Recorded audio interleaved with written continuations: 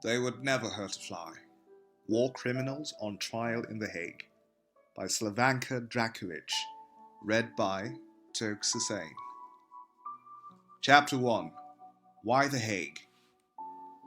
For some time after the war in Croatia was over, although in Bosnia it was still in progress, a young man who was a friend of my daughter's stayed in our house in Zagreb. I noticed that he never switched off the light in his room at night. When I asked him why, he told me briefly.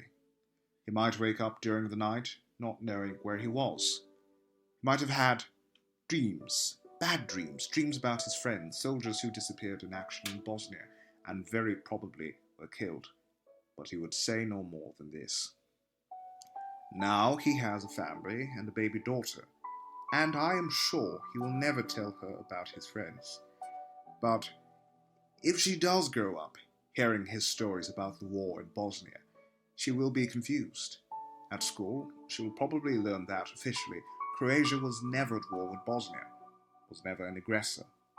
Officially, her father was not fighting Muslims in Bosnia, and his friends were not killed there either. If the history books of today are any indication, the girl may be taught that the war for the homeland, as it is called, was a defensive war and nothing more. Moreover, because it was a defensive war, Croatian soldiers could not have committed war crimes. At least, this has been the official doctrine in Croatia for the last 10 years, and it did not change with the death of the first Croatian president, Franjo Tuđman, in 1999. A girl in Serbia will probably also grow up amidst denial about the war. If she should ask her father about the war in Croatia or in Bosnia, he might reply, "War? What war? The only wars Serbs recognize are the NATO war against them and their own war against terrorism in Kosovo. The wars in Croatia and Bosnia do not count for them." This is how I imagine my father must have felt after the war in 1945, exactly like my daughter's friend. I don't know if he kept the light on in his room, but my father was 23 and wanted to forget all the terrible experiences he had had during the 5 years of war. The bad times were behind him. Soon he met my mother and they started a family. I was born in 1949. The future looked bright. My father never spoke about the 4 years he fought as a partisan under the command of Josip Broz Tito in the Second World War. He wanted to forget it, and for a long time I saw this as a sign of sanity and self-preservation. A human being survives by his ability to forget. Vadim Shalamov writes in Kolyma Tales. But I know that, even though he did not speak about it, my father must have remembered the war. It was the single most important period in his life, and he must have been marked by it much more than I have been marked by the recent war in the former Yugoslavia. He fought. I did not. And the more I think about it, the more I am convinced that the combination of his silence and the official version of the historical events of 1939 to 1945 made this latest war possible. Although my father did not talk about what he saw or experiences, there are 3 images that I, as a child, used to connect with that war, with his war. The first image comes from my grandmother.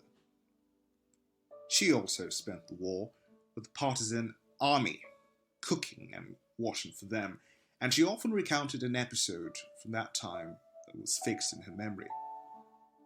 The partisans had recaptured a Croatian village that had been held earlier by Serbian Chetniks. The village was empty now. The people had fled. As my grandmother entered a deserted house she planned to stay in overnight, she noticed a strange smell.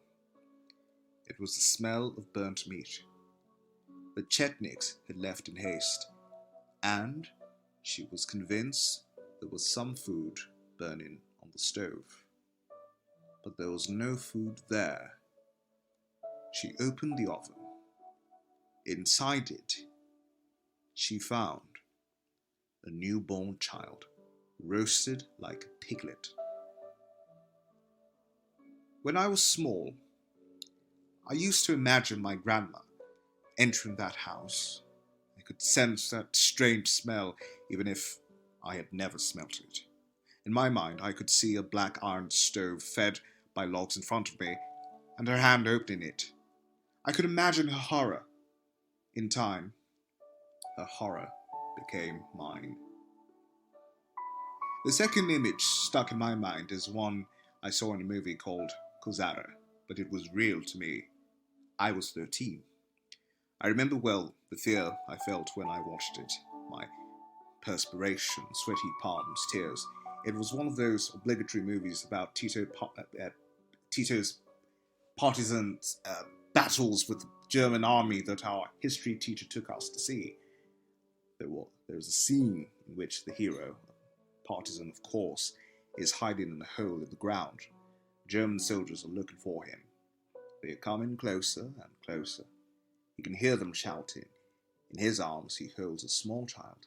And as the enemy soldier approaches, the child starts crying. The hero closes the baby's mouth with one hand. With the other hand, he holds the makeshift roof of the hole. In the most breathtaking moment of the film, a German soldier is stabbing at the earth with his bayonet, trying to find the hero's hiding place, and he cuts through the palm of the hero's hand. My third image of the war comes from a book that my father tried to keep from us as children, but I managed to get a hold of it anyway. It would have been better if I had not, because I could not ask Father about what I saw in it, and it took me a long time to understand what the frightening images in the book were about. I remember it quite distinctly. It was a slim volume of yellowish paper with a green cloth cover. Inside there were a few black and white images. They were of poor quality, not very clear, but they were clear enough for me to be able to make out emaciated people sitting or lying on bunk beds, naked skeletons and heaps of corpses on the ground. The title of the book was Jasenovats. Years later, when I visited the museum of the concentration camp near Jasenovats, I saw the same pictures. I also saw a collection of knives and hammers that the Ustaše, Croatian fascists used to kill some 70,000 people. 20,000 of them were Jews, the others were Serbs, Gypsies, and Croatian communists. We grew up with many such images gathered from movies, literature, and family stories. On the one hand, we had memory, but on the other, we had our history books, which shaped history to suit the Communist Party ideology. It was not that we were sheltered from the past.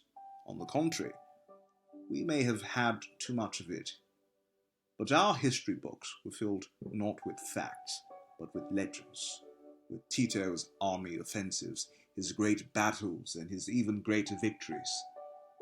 Decades later, when I learnt about the great massacre that had taken place in the spring of 1945 near Bleiburg in Austria, where tens of thousands of soldiers of the fascist independent state of Croatia, in retreat and considering surrendering to the Allies, were killed mercilessly by Tito's anti-fascist army, it was too late to recondition me. I already had a very clear idea that partisans were anti-fascist heroes, the very opposite of Chetniks, Germans, and Ustaše. At that point, no historical facts that I had learnt about with astonishment later on could erase these pictures from my early childhood memory about who were the good guys and who were the bad. It must have been the same for people whose uncles or fathers were killed. who were killed by the partisans.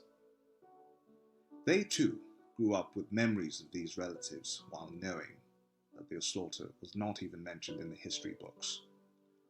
My generation grew up never learning about history.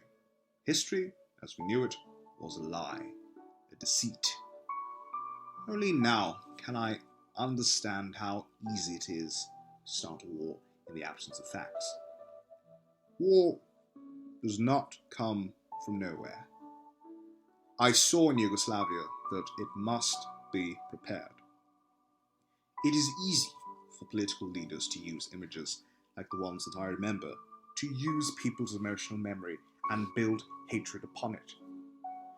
Because in totalitarian societies, where there is no true history, each person has in his own memory a collection of such images, and it becomes dangerous as if he has nothing more than that. Political leaders can appeal to these images, mix them with popular mythology, and stir emotions by repeating propaganda endlessly on television. One can hardly defend oneself against such propaganda if there is no common history that everybody can believe in. A thin layer of rationality easily falls under the pressure of emotions. The history we learnt, which was not in fact history at all, made it easier for us to abandon reason in favour of pure emotions. So, when I experienced the same silence, the same absence of a desire for truth, and the same kind of manipulation of facts after the end of the war in 1995, I became afraid. This was the third time I'd been confronted with the point zero of history. First, it had happened with my father's generation after the Second World War, that is, after the Communist Revolution. All history before then was rewritten. The second time it happened was after the collapse of communism, when we had to forget about communism and, in fact, begin again, and start rewriting history again in the year 1990. And the third time is now, the present, following the end of the last war.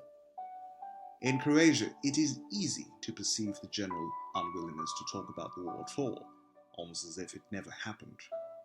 It is even easier to conclude that people are tired of it and want to leave the past behind and think of the future.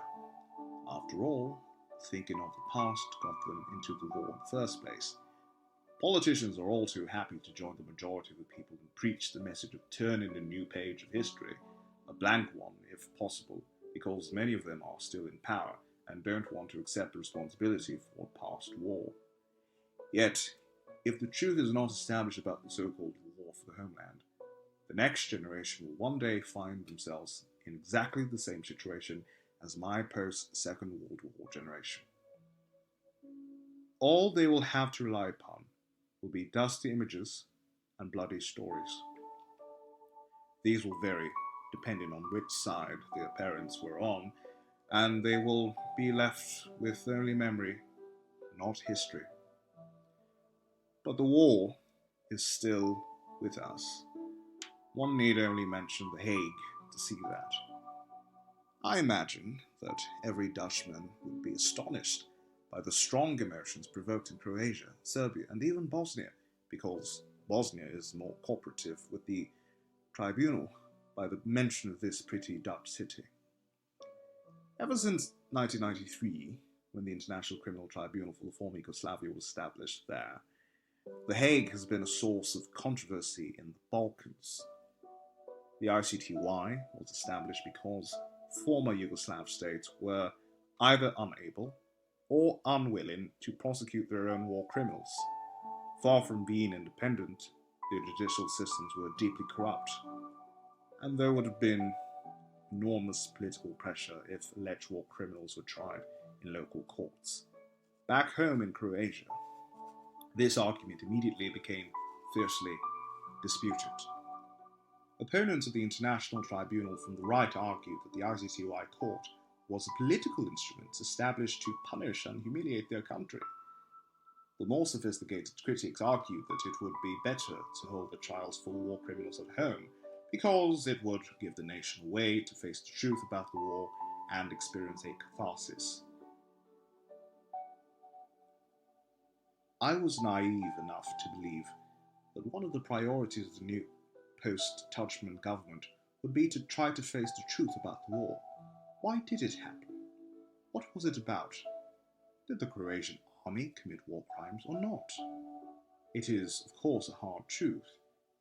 The war was about forming a nation-state which involved ethnic cleansing. 200,000 Serbs were forced to leave Croatia. Their homes were burnt and plundered. Some 400 civilians were killed. 7 Serb civilians in Gospić, Prakac, or Sisak were executed en masse. 24,000 Muslims were detained by Bosnian Croatian soldiers in 44 concentration camps in Herzegovina. Croats killed 116 civilians in the village of Armice and blew up the old bridge in Mostar.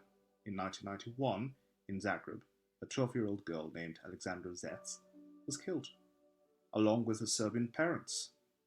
The murderer, who confessed, is still at large. However, nobody wants to speak this truth out loud, nor does anybody want to hear it for that matter. This is because in Croatia the truth is dangerous. For 10 years, Tudjman's propaganda convinced Croats the people of the tribunal's list of war criminals like Maldin Miletilic, Tutor Tihomir Blaskic, Dario Kordic, Mirko Norac, and Ante Gotovina should be seen as heroes. If Tudjman's government extradited them, it was because of only the serious international pressure, not because Croats believed they should be tried. But how is it possible for the views of both inside and outside to be so conflicting? It is possible because Croats were never told that these men were willing executioners, even if they were war criminals or war heroes. So when these men are suspected by the Hague of either committing or ordering the killing of civilians, Croats become offended. They're heroes, war criminals? Never! To stand up against the tribunal became a sign of patriotism. The opponents of the tribunal claim that the tribunal is trying not individuals but the whole of Croatia for war crimes. When in the spring of 2001, Mirko Norac was ordered to appear in a local court in Rijeka on suspicion of committing war crimes at Gospić, where over 100 Serbs had disappeared in the autumn of 1991, war veterans organized protests to rally in Split. Some 75,000 people attended that rally. The government was in crisis and the whole country paralyzed for at least a week. Establishing the truth about the war is at the heart of the controversies surrounding the Hague Tribunal. Until the truth about the war is established, trials of the war criminals, whether in the International Tribunal or in the local courts, will be seen as an injustice to the war heroes. There is no justice without truth, and Croatia is still far from that truth. Recently, 2 trials of war criminals took place, one of the Gospić group in Rijeka and the other of a group of prison guards in Split. The trial in Split in particular has degenerated into a shameful performance with the public applauding their heroes while threatening the witnesses. The judge released the defendants from prison, but a higher court reversed the decision only to discover that 2 defendants had escaped in the meantime. Witnesses in both trials have been prone to sudden losses of memory.